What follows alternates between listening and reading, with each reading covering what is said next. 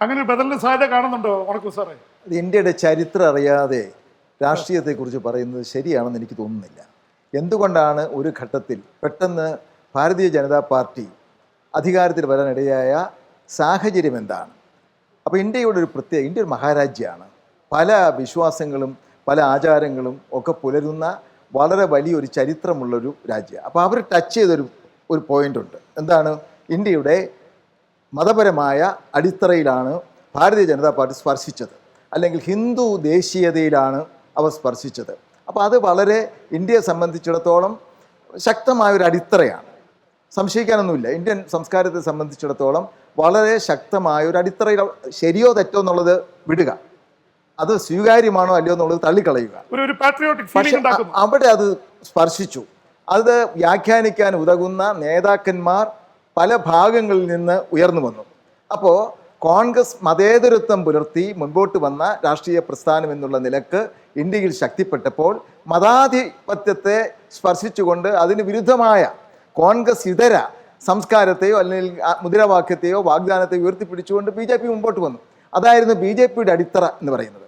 അപ്പോൾ ഞാൻ പറഞ്ഞു വെച്ചാൽ അവിടെ ഒരു വ്യക്തമായ രാഷ്ട്രീയ അല്ലെങ്കിൽ ജാതീയമോ മതമോ എന്തോ ആയിക്കോട്ടെ ഉണ്ടാക്കാൻ കഴിഞ്ഞു BJPക്ക് എന്നുള്ളത് കൊണ്ടാണ് BJP ഇന്ത്യയുടെ പല കേന്ദ്രങ്ങളിൽ കേരളത്തിൽ വന്നില്ല. കേരളത്തിലെ ചന്ദ്രൻ്റെ പാർട്ടിയാണ് അതിന് കാരണമെന്ന് ഞാൻ പറയും. എന്താണെന്ന്, അല്ലെങ്കിൽ ചന്ദ്രൻ്റെ കാരണം കമ്മ്യൂണലിസത്തെ നിലയ്ക്ക് നിർത്താൻ ഒരു പരിധി വരെ കഴിഞ്ഞത് കമ്മ്യൂണിസ്റ്റ് പാർട്ടിയുടെ പ്രവർത്തനങ്ങളാണ് എന്നുള്ളത് കൊണ്ടാണ് കേരളത്തിൽ BJPക്ക് ഈ ജാതീയതയെ പിടിച്ചു നിർത്താൻ അല്ലെങ്കിൽ അത്തരം ആശയഗതികളോട് പ്രതിരോധിക്കാൻ കഴിഞ്ഞത്, കോൺഗ്രസിനെ ഒരു പരിധി വരെ സംരക്ഷിച്ച് നിർത്താൻ കഴിഞ്ഞത് കമ്മ്യൂണിസ്റ്റ് പാർട്ടിക്ക് ഒരു വലിയ പങ്കാളിത്തമുണ്ടെന്നാണ് ഞാൻ വിശ്വസിക്കുന്നത്. ഉണ്ട്. അതുകൊണ്ടാണല്ലോ കമ്മ്യൂണിസം ദുർബലപ്പെടരുത് എന്ന് ആഗ്രഹിക്കുന്ന യഥാർത്ഥ കോൺഗ്രസ്സുകാരുണ്ട്. കാരണം ആ സ്പേസിൽ കയറി വരുന്നത് മറ്റു ചില താല്പര്യങ്ങളാവും എന്ന് വിചാരിച്ചിട്ടാണ്. ഇപ്പോൾ ഇവിടെ നമ്മളിപ്പോൾ പല ആഘോഷങ്ങളെക്കുറിച്ചും പറയുന്നുണ്ട്. ഞാൻ പത്രങ്ങളിൽ വായിച്ചുള്ള അറിവേ ഉള്ളൂ എനിക്ക് ഈ നല്ല തൊപ്പിയൊക്കെ വെച്ചിട്ട് ഇരിക്കുന്ന ചെറുപ്പക്കാരുടെ ഈ പാർട്ടിയെക്കുറിച്ചിട്ടുള്ള. ഞാൻ ചോദിക്കുകയായിരുന്നു എൻ്റെ സുഹൃത്തുക്കളോട്, എന്താണ് ഇതിൻ്റെ അർത്ഥം? കാരണം ഹിന്ദി അറിയാൻ വയ്യാത്ത, ഇപ്പോൾ അവരെല്ലാവരും ഞാൻ സാധാരണക്കാരനാണെന്ന് എഴുതി വെച്ചിട്ടുണ്ട് അർത്ഥം. ഞാൻ പറഞ്ഞു വന്നതെന്ന് വെച്ചാൽ, ഹിന്ദി അറിയാൻ വയ്യാത്ത ദക്ഷിണാത്യരായിട്ടുള്ള ആളുകളെ സംബന്ധിച്ചിടത്തോളം ഇപ്പോഴും അവരുടെ ജീവിതവുമായി, അവരുടെ കർമ്മമണ്ഡലവുമായി, ആദർശമണ്ഡലവുമായി ഒരു വേരോട്ടം ഉണ്ടാക്കാൻ സാധിച്ചിട്ട്, എന്നെ സംബന്ധിച്ചിടത്തോളം ആത്മീയ ഉയർത്തിയ ചില മുദ്രാവാക്യങ്ങളോട് എനിക്ക് ആനുകൂല്യമുണ്ട്. അഴിമതിക്ക് വിരുദ്ധമായിട്ടുള്ള സാധാരണക്കാരുടെ പ്രശ്നങ്ങളെ സ്പർശിക്കുന്ന, പക്ഷേ ഇന്ത്യയുടെ പൊളിറ്റിക്കൽ യാഥാർത്ഥ്യവുമായി, ദേശീയ യാഥാർത്ഥ്യവുമായി ഈ പാർട്ടിയെ ഞാനിപ്പോഴും വിളിക്കില്ല, ഈ മുന്നേറ്റം ഞാൻ പറയും, ഈ മൂവ്മെൻറ്റ് എങ്ങനെ പൊരുത്തപ്പെടുന്നു എന്നറിയണമെങ്കിൽ ഡൽഹിയിൽ ഒരു വികാരപ്രകടനം സംഭവിച്ചു എന്നുള്ളത് കൊണ്ട് മാത്രം ഇന്ത്യയെ അളക്കാൻ, ഇന്ത്യയുടെ മനോഭാവത്തെ വ്യാഖ്യാനിക്കാൻ നമുക്ക് സാധിക്കില്ല. സാധിക്കണമെങ്കിൽ അവർ പ്രൂവ് ചെയ്യണം. ഇന്ത്യ ഒട്ടാകെ, ഇപ്പോൾ കാമരാജ് നാടാർ ഞാൻ ഓർക്കുന്നുണ്ട്, ഒരു കാലത്ത് ഇവിടെ ഇന്ത്യയിൽ സമർത്ഥനായ നേതാവായിരുന്നു. പക്ഷെ അദ്ദേഹത്തെ പ്രൈം മിനിസ്റ്ററായിട്ട് സ്വീകരിക്കാൻ നമുക്ക് സാധിച്ചില്ല. കോൺഗ്രസ് പാർട്ടിക്ക് പോലും സാധിച്ചില്ല. ഉയർത്തി കാട്ടിയതാണ് ആദ്യം. കാരണം ദേശീയ തലത്തിൽ അംഗീകരിക്കപ്പെടുക എന്നുള്ളത് ഏറ്റവും വലിയ പ്രധാനപ്പെട്ട കാര്യമാണ്. സാറേ, ഞാൻ തിരിച്ചൊരു ചോദ്യം ചോദിച്ചോട്ടെ. മഹാത്മാഗാന്ധി അദ്ദേഹം ഉള്ള കാര്യത്തിനകത്ത് റേഡിയോ അത്യാവശ്യം ഉണ്ട്. പലരുടെയും വീടുകളിൽ റേഡിയോ ഇല്ല. യങ് ഇന്ത്യയോ ഹരിജനൊക്കെ വായിക്കുന്നവർ എത്ര പേരുണ്ടെന്ന് അറിയില്ല.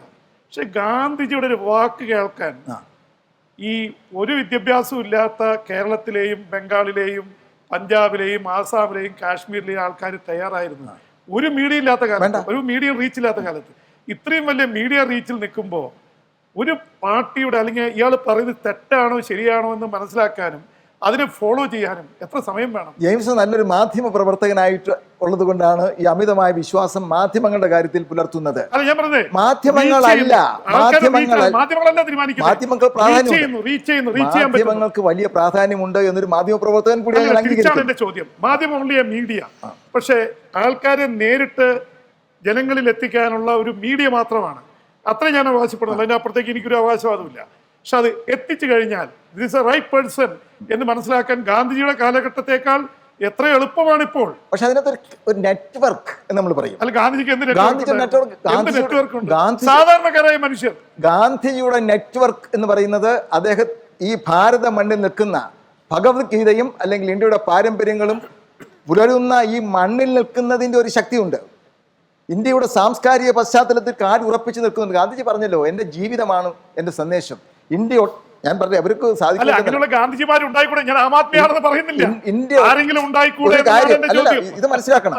ഒരു കാര്യം എന്ന് വെച്ചാൽ ഇന്ത്യ ഒട്ടാകെ എന്തുകൊണ്ടാണ് മൊറാർജി ദേശായി ഇവിടെ അധികാരം ജനങ്ങളുടെ ഇടയിൽ നിൽക്കാതെ പോയത്? കോൺഗ്രസ് പാർട്ടിയുടെ സ്ഥാനാർത്ഥിയായിട്ട് മൊറാർജി ദേശായിയെ പരാജയപ്പെടുത്തിയിട്ട് ഇന്ദിരാ പ്രിയദർശിനി അല്ലെങ്കിൽ ഇന്ദിരാഗാന്ധി അധികാരത്തിൽ വന്നത് എങ്ങനെയാണ്? ഇന്ത്യ ഒട്ടാകെ സഞ്ചരിക്കുകയും ഇന്ത്യയുടെ പൾസ് അറിയുകയും ചെയ്തിരുന്ന ഒരു നേതാവ് ഇന്ദിരാഗാന്ധിയാണ്, മൊറാർജി ദേശായി ആയിരുന്നില്ല. അതുകൊണ്ടാണ് മൊറാർജി ദേശായിക്ക് വോട്ട് കിട്ടാതെ ഇന്ദിരാഗാന്ധി ഇന്ത്യയുടെ പ്രൈം മിനിസ്റ്റർ ആയത്, കോൺഗ്രസിന്റെ നേതാവായിട്ട് പോയത്. കോൺഗ്രസ് സ്പ്ലിറ്റ് ചെയ്തപ്പോൾ ചരിത്രം മറക്കരുത്. കോൺഗ്രസ് സ്പ്ലിറ്റ് ചെയ്തപ്പോൾ കോൺഗ്രസ് പാർട്ടിയുടെ ഔദ്യോഗിക തലത്തിൽ നിന്ന് പുറത്തു കളഞ്ഞയാളാണ് മിസസ് ഗാന്ധി.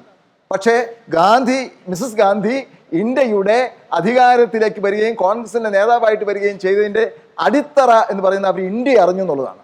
ഇന്ത്യയുടെ ജനങ്ങളുടെ പൾസ് ഫീൽ ചെയ്യുന്നതാണ്. സാറ് പറഞ്ഞതിന് കുറച്ച് അഭിപ്രായ വ്യത്യാസം ഇരിക്കട്ടെ. അല്ലെ, മഹാത്മാഗാന്ധി ഇന്ദിരാഗാന്ധി നമ്മൾ തമ്മിൽ കമ്പയർ ചെയ്യണ്ട. ഇല്ല ഞാൻ അങ്ങനെ കമ്പയർ ചെയ്തോണ്ടല്ല ഞാൻ പറയുന്നത്. കമ്പയർ ചെയ്തോണ്ടല്ല. പാർട്ടി രാഷ്ട്രീയം കാരണം ഇന്ദിരാഗാന്ധി നല്ല ഭരണകർത്താവും പോപ്പുലർ ആയിരുന്നു. അവരുടെ പല നയങ്ങളെ കുറിച്ചും ഞാൻ പറഞ്ഞ അവരുടെ അധികാരത്തിൽ വന്നതിനെ കുറിച്ചാ പറയാ, അതിന്റെ കെമിസ്ട്രി എന്താണെന്ന് പറയാ. അപ്പൊ നമ്മൾ ഒരു സ്ഥലത്ത് ഇന്ത്യയുടെ തലസ്ഥാന നഗരിയിലോ അല്ലെങ്കിൽ ഏതെങ്കിലും ഒരു സ്ഥലത്തോ ഒരു മൂവ്മെന്റ് ഉണ്ടാക്കി, മൂവ്മെന്റ് എന്ന് ഞാൻ വീണ്ടും പറയും, ഉണ്ടാക്കി എന്നുള്ളത് കൊണ്ട് ഇന്ത്യൻ രാഷ്ട്രീയത്തിന്റെ ഗതി നിർണ്ണയിക്കുന്ന ഒരവസ്ഥയിലേക്ക് ഇത്തരം മുന്നേറ്റങ്ങൾ, ഒറ്റപ്പെട്ട മുന്നേറ്റങ്ങൾ ശക്തി പ്രാപിക്കും എന്നുള്ള വിശ്വാസം എനിക്കില്ല ഇപ്പൊ തൽക്കാലം. അല്ല ഞാൻ ചോദിക്കുന്നത്, സാർ ഒരുപാട് സ്വപ്നം കാണുന്ന എഴുത്തുകാരനാണ്, ഒരു സ്വപ്നമെങ്കിലും കണ്ടുകൂടെ സാറേ? അല്ല എന്റെ ആരെങ്കിലും മുന്നേറ്റം അല്ല എന്റെ സ്വപ്നങ്ങൾ ഏകീകൃതമായ ഇന്ത്യയെ കുറിച്ചിട്ടാണ്. ഏകീകൃത ഇന്ത്യയെ കുറിച്ചാണ്. ദേശീയ തലത്തിൽ ഉറപ്പിച്ചു നിൽക്കുന്ന ഇന്ത്യയാണ് എൻ്റെ സ്വപ്നം എന്ന് പറയുന്നത്. അല്ല ഓരോ തരത്തിലും ഓരോ പ്രാദേശികവാദം. ഞാൻ ഒരു ഒറ്റ പ്രാദേശിക പാർട്ടിക്ക് വേണ്ടി ഇന്നുവരെ വോട്ട് ചെയ്തിട്ടില്ലല്ലോ. ഒരു പ്രാദേശിക പാർട്ടിയുടെ പ്ലാറ്റ്ഫോമിൽ ഇന്ന് വരെ ഞാൻ പോയി നിന്നിട്ടില്ല. എന്തുകൊണ്ടാണെന്ന് വെച്ചാൽ എനിക്ക് BJP പോലും ഞാൻ സ്വാഗതം ചെയ്യും. എന്താന്ന് അതിൻ്റെ ആശയപരമായിട്ടല്ല ഞാൻ പറയുന്നത്, ഇന്ത്യയെ കാണുന്നു എന്നുള്ളത് കൊണ്ടാണ്. അങ്ങനെ കാണണം. അല്ലാതെ ഒരു പ്രദേശത്തുണ്ടാക്കുന്ന ഒരു മണിമുഴക്കം കൊണ്ട് ഇന്ത്യ ഒട്ടാകെ ചലിക്കും, ആവേശം കൊള്ളും എന്ന് ചിന്തിക്കാൻ നമുക്ക്. സാറേ ഒരു മണിമുഴക്കം എവിടെന്നെങ്കിലും തുടങ്ങണ്ടേ? ഒരു പുരുഷന്റെ അല്ലെങ്കിൽ ഒരു സ്ത്രീയുടെ എന്താ പറയാ മസ്തിഷ്കത്തിലായിരിക്കും ആദ്യമായി ഒരു ചിന്ത ഉണ്ടാവുക.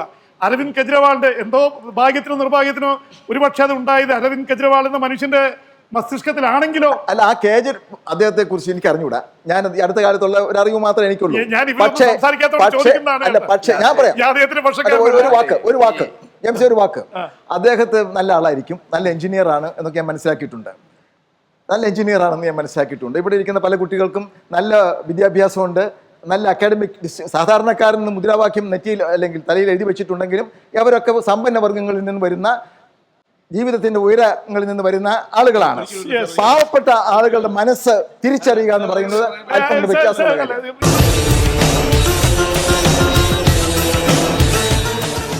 ലോക്സഭാ തെരഞ്ഞെടുപ്പ് അടുത്തു വരുന്ന സാഹചര്യത്തിൽ വളരെ ചൂടേറിയ രാഷ്ട്രീയ ചർച്ചയാണ് ഇവിടെ നടന്നുകൊണ്ടിരിക്കുന്നത്. ലോക്സഭാ തെരഞ്ഞെടുപ്പിനെ കുറിച്ച്, തെരഞ്ഞെടുപ്പിന്റെ നൽകിയ വാഗ്ദാനങ്ങളെക്കുറിച്ചൊക്കെ ഇവിടെ വിശദമായ ചർച്ച നടന്നുകൊണ്ടിരിക്കുന്നു. ഇനിയും ഒരുപാട് കാര്യങ്ങൾ നമുക്ക് കേൾക്കാനുണ്ട്. അതേക്കുറിച്ച് അടുത്ത ആഴ്ച ഇതേ ദിവസം ഇതേ സമയം. അതുവരെ PP ജെയിംസ് സൈനിങ് ഓഫ്. ഞാൻ ഓരോ വീട്ടിലോട്ടും കയറി ചെല്ലുമ്പോൾ അവർ പറയുന്നതെന്ന് പറഞ്ഞാൽ, വരൂ കയറിയിരിക്കൂ, നിങ്ങൾ പുതിയ പാർട്ടിയുടെ ആളല്ലേ, നിങ്ങളെ പോലുള്ള ആൾക്കാർ ഇനി വരണം.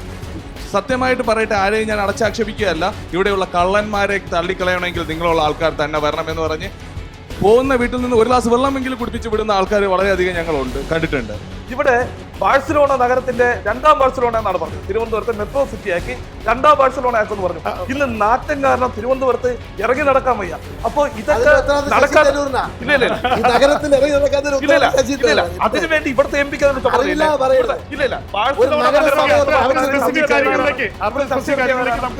അവർക്ക് ആം ആദ്മിക്ക് വന്ന വിദേശ ഫണ്ടിനെ പറ്റി രേഖകൾ ഹാജരാക്കാൻ സുപ്രീം കോടതി പലവട്ടം ആവർത്തിച്ച് ആവശ്യപ്പെട്ടിട്ടും അത് ഹാജരാക്കാൻ അവർക്ക് കഴിഞ്ഞിട്ടില്ല. നമുക്ക് എല്ലാവർക്കും അറിയാം 400 കോടി ഇപ്പം കോൺഗ്രസ് പാർട്ടിയിൽ രാഹുൽ ഗാന്ധി എന്ന് പറഞ്ഞ ഒരു വ്യക്തിക്ക് വേണ്ടി അവർ ഒരു ഇമേജ് മേക്ക് ഓവറിന് വേണ്ടി പേപ്പറിൽ വന്നതാണ്. 500 കോടിയാണ് അവർ ചെലവാക്കിയേക്കുന്നത്. കമ്പനിയുടെ പേരറിയാവും? 500 കോടി ചെലവാക്കുന്ന ഏത് കമ്പനി വഴി? അല്ല അത് ബേസിക്കലി എനിക്ക് അതിന്റെ കമ്പനിയെ പറ്റി, പക്ഷെ അത് പേപ്പറിൽ പകൽ ഉന്നയിക്കുമ്പോൾ നിങ്ങളുടെ നിയമസഭാ അങ്ങനെ പറഞ്ഞിട്ടുണ്ട്. ഞങ്ങൾക്ക് ക്ലാരിറ്റി ഉണ്ടല്ലോ. നിയമസഭാ കക്ഷി നേതാവ് പരസ്യമായി പറഞ്ഞതാണ് കോൺഗ്രസിന് ഞങ്ങൾ പിന്തുണ കൊടുക്കും. അത് നിങ്ങൾ മുമ്പും കൊടുത്തിട്ടുണ്ട്, ഇനിയും നിങ്ങൾ അത് തന്നെ ചെയ്യാം. കോൺഗ്രസ് വരാൻ പോകുന്നില്ല. അതുകൊണ്ട് ജനങ്ങൾ താഴെ സീറ്റ് മാത്രം കിട്ടുന്ന കോൺഗ്രസ് എവിടെ